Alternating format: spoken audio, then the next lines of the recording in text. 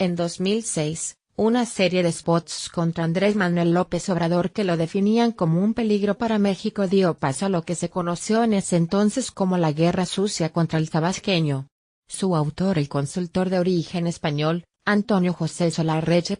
Hoy, Solá, considera que López Obrador ya no es un peligro para México, pero hace 12 años fue visto como el artífice de la campaña panista que ayudó a llevar a Felipe Calderón a la presidencia.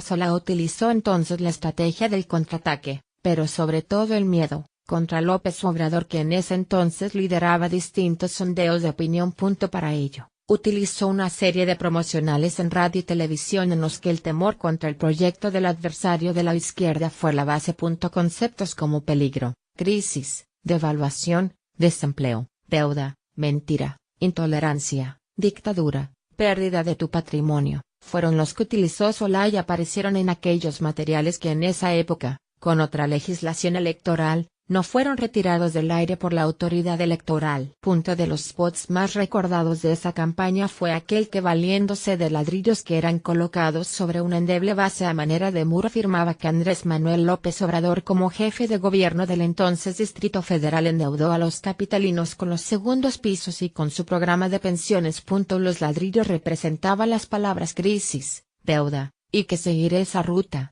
provocaría una crisis. Al final, el muro colapsa por el peso y aparecía una imagen en blanco y negro de López Obrador, con rostro serio, y la leyenda López Obrador, un peligro para México.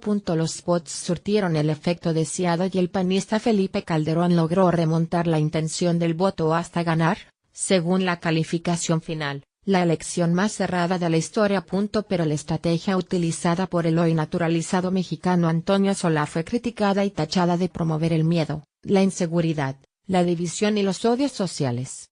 Además, de intervenir ilegalmente en política por ser en ese entonces un extranjero. En marzo de 2017, Antonio Solá sorprendió al considerar que el tabasqueño ya había dejado de representar un peligro para México.